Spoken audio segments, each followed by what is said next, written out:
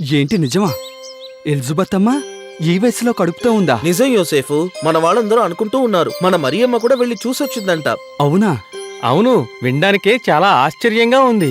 ఈ పాటికి నీకు తెలిసే ఉంటుందనుకున్నాం. ఒకసారి మరియమ్మ వాళ్ళ ఇంటికి వెళ్ళి విషయం తెలుసుకోరాదు? ఇప్పుడు వద్దులే, మీరు చెప్పారుగా. కాబోయే అత్తగారింటికి వెళ్ళడానికి మొహమాట ఎందుకు యూసేఫు? మొహమాటమేమీ లేదు, కానీ ఈ విషయం తలుచుకుంటేనే ఆశ్చర్యంగా ఉంది. దాదాపు 70 ఏళ్ల వయసులో గర్భం దాల్చడమా? దేవుడికి అసాధ్యమనేదే లేదు. అంతే అంతే, వీరుంటే ఓసారి వెళ్ళి చూసి రావచ్చు కదయ్యా. పెళ్లి కానివయ్యా, కొత్త దంపతులిద్దరూ వెళ్ళి చూసొస్తారు కదా. పదండి పదండి. సరే, వస్తాం యోసేఫు. యూసఫు, ఏం చేస్తున్నావయ్యా? ఏం లేదు బాబాయ్. అవును, ఏంటి అనుకోకుండా నువ్వు ఇటు పక్కకొచ్చావు? ఒకసారి నిన్ను చూడాలనిపించి ఇలా వచ్చాను. అన్నట్టు నీకు విషయం తెలుసా? విన్నాను. ఇప్పుడే మన వాళ్ళొచ్చి చెప్పి వెళ్ళారు. అయితే పర్వాలేదు, ఇక నేను భయపడక్కర్లేదు. ఇందులో భయపడాల్సిందేముంది బాబాయ్? అవునవును, భయం దేనికి? నీకసలు ఏ భయం లేదన్నమాట. ఏంటి బాబాయ్, చాలా విచిత్రంగా మాట్లాడుతున్నావు నువ్వు. అదృష్టం బావుండి ఆమె గర్భవతి అయింది, ఆనందమేగా. అవునవును, ఆనందమే. అయితే ఇక నీకు ఆనందమేనమాట. అందరితో పాటు నాకు కూడా ముమ్మాటికి ఆనందమే. ఈ పాటికి ఈ విషయం మన ఊళ్ళో అందరికీ తెలిసిపోయి ఉంటుంది. అవునవును, తెలిసిపోయి ఉంటుంది. నువ్వు ఆ విషయం చెప్పడానికే వచ్చావు కదూ? అవును, ఆ విషయం చెప్పడానికే వచ్చాను. కానీ ఇక నీకు చెప్పడానికే ఉంది. అసలు వాడివి నువ్వే ఒప్పుకుంటే ఇక మిగిలిన వాళ్ళ సంగతి ఆలోచించడానికేముంది? నేను అసలు వాణ్ణేంటి బాబాయ్? నువ్వేగా మరి. అయినా లేనిపోని ఊహించుకుని నేను హడావుడి పడిపోయాను. ఇందులో లేనిపోని ఊహించుకోవడానికి ఏమున్నాయి? అవునవును, మీకు ఇష్టమైతే మధ్యలో నాదే ఉంది మరి. అన్నట్టు కడుపుతో ఉన్న వాళ్ళకి ఏవేవో కోరికలుంటాయట. ఒకసారి వెళ్ళి చూసొచ్చావా? అబ్బే, ఇంకా లేదు బాబాయ్. అవునులే, మీ మధ్య ఏ దాపరికాలు లేనప్పుడు ప్రత్యేకంగా వెళ్ళి చూడ్డం దేనికి? కాబోయే అత్తామామలతో సహా అమ్మాయినే ఇక్కడికి పిలిపించుకుని చూడొచ్చులే. ఎవరిని బాబాయ్ చూసేది? భలే వాడివో యోసేఫు. నేను చెప్పేది మన మరియమ్మ గురించే. మన మరియమ్మేగా కడుపుతో ఉన్నది.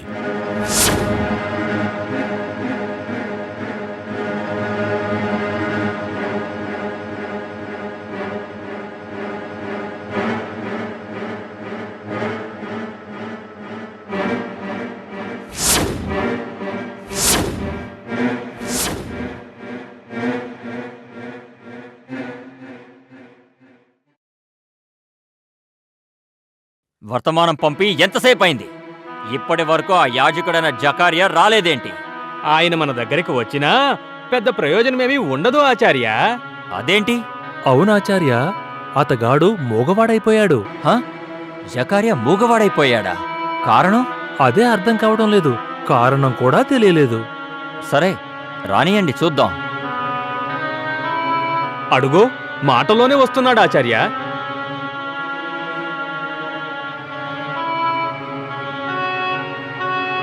జకారియా, ఏమిటి ఆలస్యం? వర్తమానం అందిన వెంటనే రావాలని తెలీదా?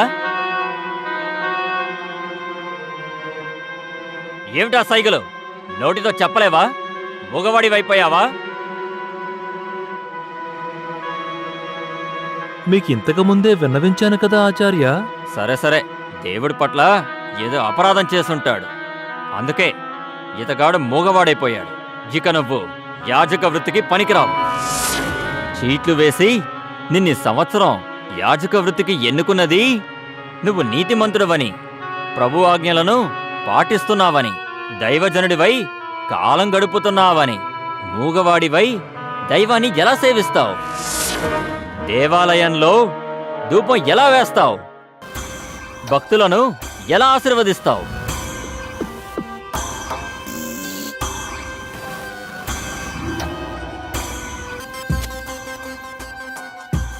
ఏమిటి పిచ్చి సైగలు? ఏమీ లేదు ఆచార్య. సంవత్సరం ముగియడానికి ఇంకా కొద్ది రోజులే కదా ఉన్నది. ఈ కొద్దిపాటి కాలం ఓపిక పట్టండి అని సైగలు చేస్తున్నాడు. అది అసంభవం. నీ సేవాదినాలు ఎప్పుడో ముగిసిపోయాయి. అన్నట్టు నీ భార్య గర్భవతి అని విన్నాను, నిజమేనా? వినడానికే హాస్యాస్పదంగా ఉంది. చూడబోతే రేపో మాపో కాటికి పోవడానికి సిద్ధంగా ఉన్నారు. ఈ వయసులో ఇంత విపరీతమా? ఇది నమ్మశక్యం కాని విషయం. అనవసరంగా నువ్వు పొరపాటు సమాచారంతో ప్రజలను మోసగిస్తున్నావు.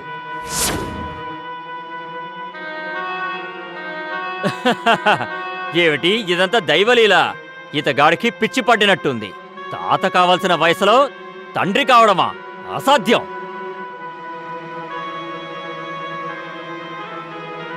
ఏమిటి 3 నెలలాగితే మాకే తెలుస్తుందా? అది చూద్దాం. ఇందులో ఏదైనా పొరపాటు జరిగి ప్రజల్ని మభ్యపెట్టినట్టు తెలిసిందా? ధర్మశాస్త్రాన్ని అనుసరించి మీ దంపతులిద్దరినీ కఠినంగా శిక్షించాల్సి వస్తుంది. ఇక నువ్వు వెళ్ళవచ్చు.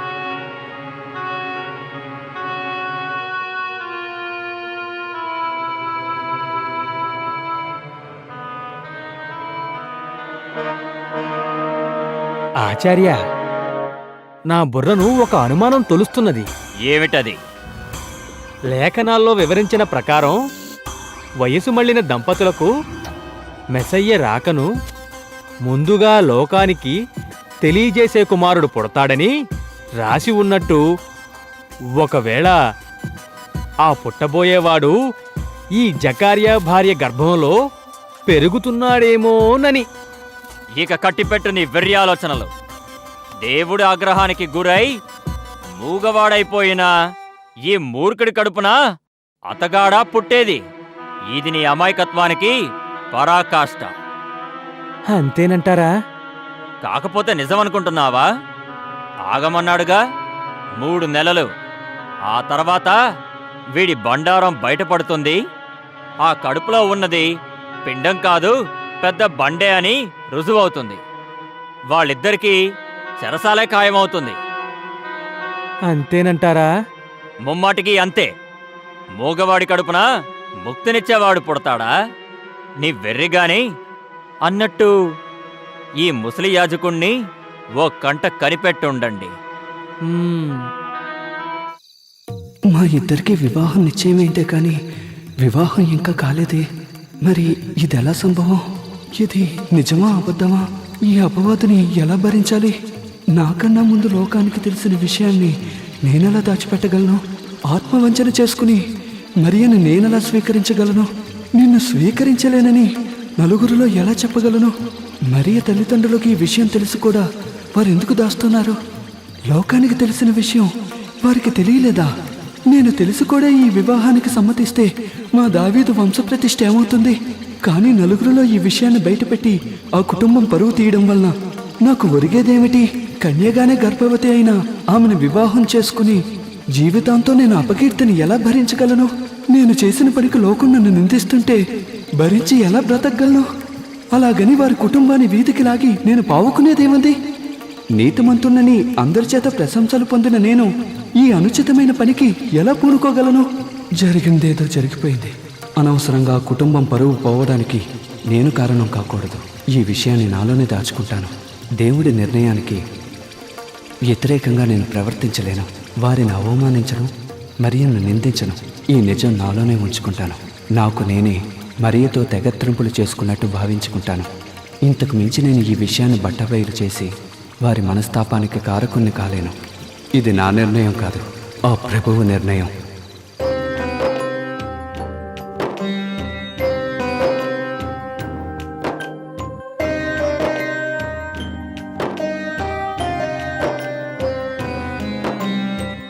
విషయము తెలిసిన దావీదు పుత్రుడు ఎటు యోచించాడు?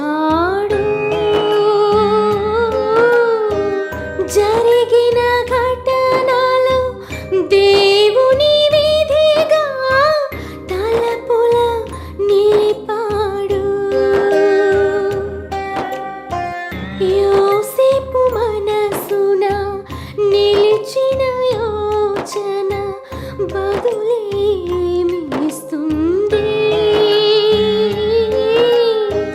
భవిత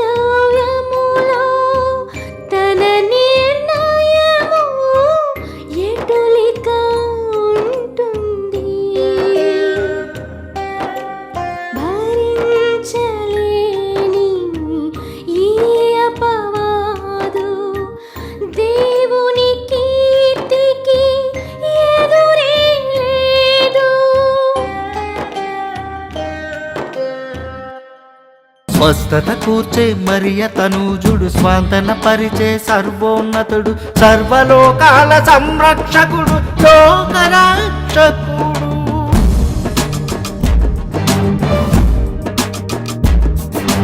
హీనుల కావగా యెహోవా సుతుడు అభిషిక్తునిగా వెలిసాడు సర్వలోకాల సంరక్షకుడు లోకరక్షకుడు లోకరక్షకుడు